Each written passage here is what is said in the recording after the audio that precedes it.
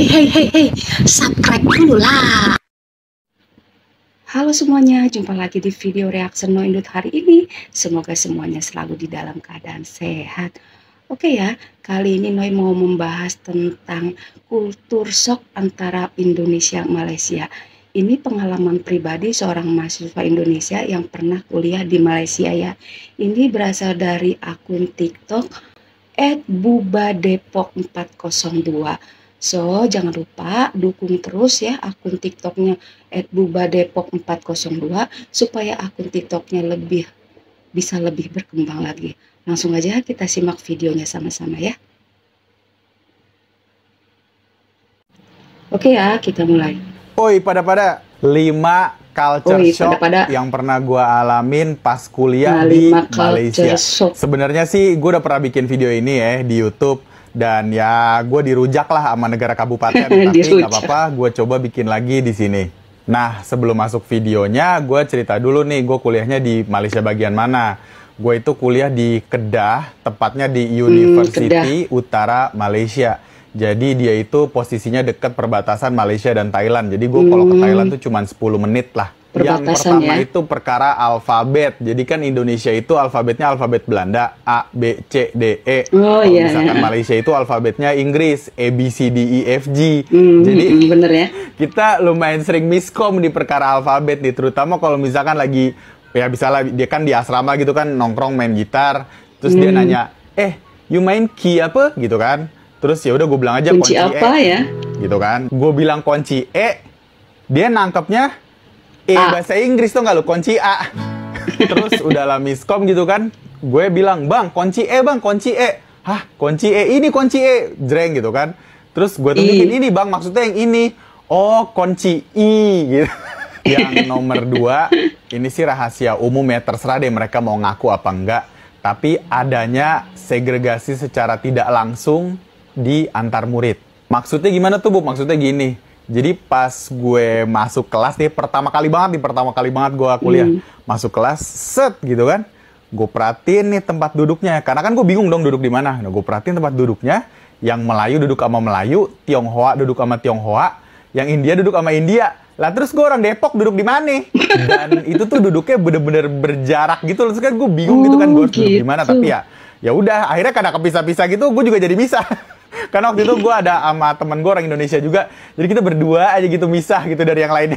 Tapi di situ gue masih positive thinking, mungkin ini karena baru kali ya hari pertama, ntar juga lama-lama ngebaur. Kagak. Sampai gue semester 6 tiap kali gue masuk ruangan tuh pasti begitu, kepisah-pisah Pak. Tapi kalau gue sebagai orang Indonesia sih kita ngebaur aja lah, mau Melayu, Tionghoa, terus apa India atau apa anak-anak internasional student yang lain, kita emang ngebaur aja. Mau kerja kelompok juga kita kagak milih-milih. Yang penting ya saling respect aja satu sama lain. Nomor 3 ini adalah terlalu adil. Hah? Maksudnya gimana Bu? Terlalu adil. Jadi gini, awalnya gue kira ini bukan kultur gitu, karena mungkin cuman sekali kejadian gitu kan. Tapi sampai ada 3 kali insiden yang kayak gini juga, gue ngerasa kayak, oh ini jatuhnya kultur nih. Ceritanya gini, jadi ada satu kedai nasi lemak, enak banget. Gue ngomong kayak mursid tuh barusan. Pokoknya enak deh, gue suka banget makan di situ ya. Jadi dia tuh nasi lemaknya, aduh kalau gue ngasih clue-nya ketahuan lagi. Ya pokoknya enak deh nasi lemaknya. Terus dia tuh buka ya dari siang sampai malam lah gitu, dari siang makan siang sampai malam. Pokoknya anak-anak tuh pasti makan di situ deh gitu pada zamannya. Nah gue pun ke situ siang-siang gitu kan. Pas gue dateng, tahu-tahu tuh kedai nasi lemak tutup. Gue tanya dong, Kak, kenapa tutup? Kan saya mau beli. Oh iya, kita pindah jam buka. Hah, jam bukanya gimana tuh? Jadi kita buka malam saja, Dek, gitu. Hah, buka malam saja? Emang kenapa, Kak? Iya, pihak kantinnya nyuruh kita buka malam aja. Karena kalau kita buka siang, takut nanti yang toko-toko lain nggak laku. Lah, kok begitu? Nggak laku bukan urusan pihak kantin nggak sih, itu mah udah masing-masing toko gitu kan. Nah itu kasus pertama tuh. Ini sekarang kasus kedua. Kali ini korbannya kedai Siam, kedai Thailand gitu kan. Nah ada di kantin juga di deket salah satu fakultas. Pokoknya ini rame banget, bukanya siang doang, bahkan bukanya pagi ke siang lah, sampai pokoknya jam-jam 3 tuh dia udah tutup, pagi ke jam 3. gue waktu itu pengen makan di kedai Thailand ini. Dia jualan cambo. Cambo tuh baksonya Thailand. Wangi deh pokoknya kalau baksonya Thailand tuh. Gue pengen makan tuh. Gue datang ke kantin yang ada si kedai cambonya ini. Gue datang, tek. Udah nggak ada tuh. Udah nggak ada, bener-bener hilang. Habis. Lang. Tapi gue nanya orang sekitar situ, nggak ada yang tahu dia kemana. Sampai akhirnya beberapa hari kemudian, apa beberapa minggu kemudian gitu, gue lupa. Gue nemu lah dia di kantin yang lain. Ya kan, gue seneng banget. Langsung gue samper tuh kedai Thailand. Gue belilah, set. Pas gue beli, gue nanya sama si akaknya. Kan kalau misalkan Thailand Selatan, orang Thailand Selatan gitu ya, yang perbatasan Malaysia, dia bisa bahasa Melayu. Gue nanya deh sama orang Thailand Selatan ini, Kak, kenapa pindah? Terus jawabannya dia gini doang, ya, biasalah, gitu. Jadi, gue sekarang udah paham nih, oh, jadi kayak kalau ada yang terlalu mencuat, lu nggak boleh tuh, gitu. Nah, ada contoh lagi nggak, Bu? Ada, ini yang ketiga nih. Jadi temen gua, tapi kalau ini belum sempet jualan, baru mau jualan. Jadi temen gua kepikiran buat jualan nasi Padang tuh di kampus, ya kan, karena temen gua orang Minang Palembang itu campuran. Nah, dia datanglah ke sebuah kantin, Makci, Aina buka kedai nih Kak sini gitu. Terus kata makcinya, oke, kedai apa? Terus dia bilang lah, nasi Padang. Oh, tak boleh. Hah? Kok nggak boleh, Makci? Ya, kalau jualan yang lain boleh, tapi kalau nasi nggak boleh. Jadi kalau di sini nggak boleh sama. Nah, kalau kali ini kejadiannya belum jualan, udah nggak boleh duluan nih Pak. Jadi maksud gue, oh berarti emang kalau di sini tuh semua harus kayak sama rata gitu. Ya gimana ya? Gue terbiasa di Indonesia yang kalau nggak laku lo berkompetisi sih ya. Jadi kalau nggak laku tuh ya lo berinovasi sampai akhirnya jadi laku gitu loh. Nggak perlu laku by system. Jadi ya nggak tau lah, ini culture shock juga buat gue sih. Nah, nextnya yang nomor 4. Kalau ini culture shock yang positif sih sebenarnya.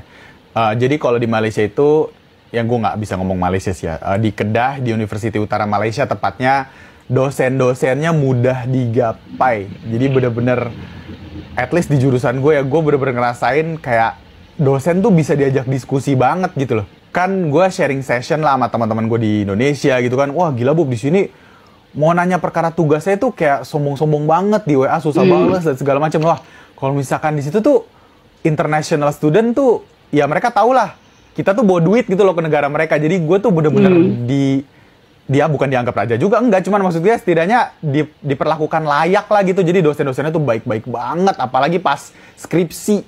Pas skripsi nih, lo bayangin kan kalau misalkan anak-anak Indonesia kan bawa-bawa makanan atau apalah buat supaya mereka mau ketemuan atau apa. Ini kan gue nyoba hal yang sama ya.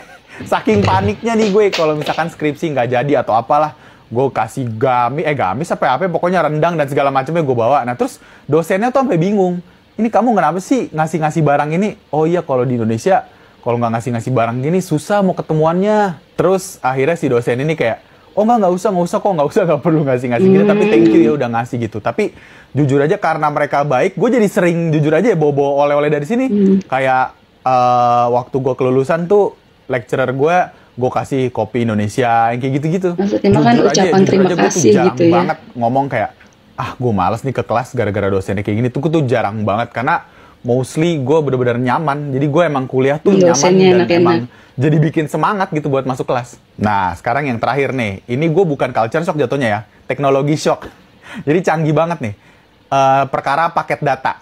Jadi kan kalau di Indonesia, kalau lu nggak ada paket data, lu assalamualaikum kan. Lu nggak bisa ngapa-ngapain.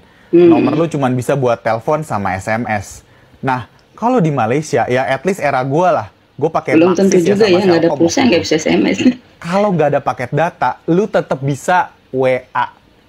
Gila nggak? Jadi gue tuh bener-bener jarang banget beli paket data. Karena kalau cuman buat ngechat-chatan, itu udah bisa. Yang penting kartu lo aktif aja. Jadi kalau misalkan beli paket data tuh fungsinya kalau misalkan lo mau main game, nonton YouTube. Nah itu lo baru tuh beli paket data. Tapi kalau misalkan lo cuman chat-chatan, WA atau Line, itu tuh udah, ya lo tinggal aktif aja kartunya. Dan menurut gue itu ngebantu student banget sih. Ya gue berharap Telkomsel, XL, Indosat bisa lah ya di sini. Bisa ngebantu kayak gitu para ya, harusnya student ya. sini. Yang penting kartunya aktif aja, WA sama Line udah bisa dipakai gitu kan. Jadi nggak memberatkan para mahasiswa di sini. Nih, gue kasih bonus bukan lagi. hanya Gue kasih bonus. mahasiswa Ini ya. bukan culture shock, teknologi shock lagi. KTP-nya Malaysia. Itu mah udah lebih-lebih dari iktp sih. KTP-nya Malaysia tuh udah lebih-lebih dari iKTP, bahkan KTP-nya Malaysia itu bisa dipakai buat ngambil duit, jadi nyambung ke bank. Gue nggak tahu deh kapan Konoha bisa jadi kayak gitu, tapi kalau sama negara kabupaten aja kita kalah, aduh, kita harus step up sih guys. Ya, segitu aja culture shock-nya. Ini gue berdasarkan pengalaman pribadi. Kalau ada yang nggak seneng, ya oke lah, fine, nggak ada masalah. Komen aja di bawah kalau misalkan kalian mau nanya-nanya perkara seputar perkuliahan di Malaysia. Kalau misalkan yang lebih lengkap lagi ada di YouTube. Oke. Nah, itu dia ya pembahasan 5 kultur shock yang pernah dialami oleh mahasiswa Indonesia yang kuliah di Malaysia. Jadi sebenarnya ada plus minusnya ya. Dari awal masuk kuliah, dia itu kaget. Melayu sama Melayu, Tionghoa duduknya sama Tionghoa. Jadi terkesannya kayak agak rasis gitu ya. Ini menariknya gini, persoalan niaga ya, dagang. Jadi di sana itu katanya nggak boleh kalau salah satu tuh ada yang menonjol di antara yang lain. Jadi maunya mereka tuh sama gitu ya. Kayak bisa kalau di kita kan kalau ada orang dagang, yang sebelah sini dagang es, sampingnya dagang es. Itu kan sebenarnya nggak masalah ya, kan ada istilah rezeki udah diatur masing-masing, nggak akan tertukar gitu ya. Tapi kalau di Malaysia ya begitu ya, kalau ada salah satu yang wah laku banget jadi disuruh pindah gitu, nggak boleh gitu ya. Bisa begitu ya, adil sih, bagus sih, jadi nggak ada menimbulkan kecemburuan sosial sih itu ya, plusnya di situ ya. Tapi kalau di Indonesia itu kan ya kalau lu mau nggak mau kalah saing ya harus inovasi lagi gitu, gimana caranya supaya dagangan lu laku kan gitu ya. Jadi ada cambukan untuk lebih maju lagi gitu, lebih berinovasi lagi ya. Pokoknya ada plus minusnya ya. Terus yang persoalan KTP bisa buat ngambil uang ya. Jadi KTP itu langsung terhubung ke rekening bank, jadi emang nggak bisa lagi dipalsukan, maksudnya nggak bisa lagi mau pakai, ya kan udah terhubung langsung gitu selama KTP-nya asli gitu ya. Tapi by the way kan kalau pihak bank juga pasti teliti, apalagi terprogram dengan komputer ya, pastinya kan aslinya udah ketahuan gitu ya. Terus ini nih yang paling menarik ya, operator telepon ya, walaupun nggak ada paket data, WA masih tetap bisa. Nah ini nih yang harus dicontoh nih sama operator dari Indonesia nih ya, karena tidak semua orang itu bisa rutin untuk beli paket data gitu ya. Yang utama itu WA ya, karena ada bagusnya gini ya teman-teman ya, kalau misalnya kita di keadaan darurat terus paket data kita habis, kita masih bisa WA-an gitu ya.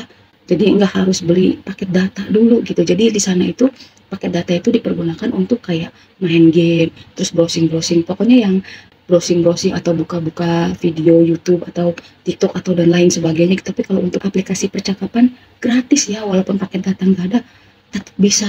Wah itu boleh juga tuh ya. Oke ya, itulah ya kultur shock antara Indonesia dan Malaysia, ada plus dan minusnya. Oke, kiranya sampai di sini dulu video reaction dari Noindut. Terima kasih, jaga selalu kesehatan, sampai jumpa di video reaction selanjutnya. Bye.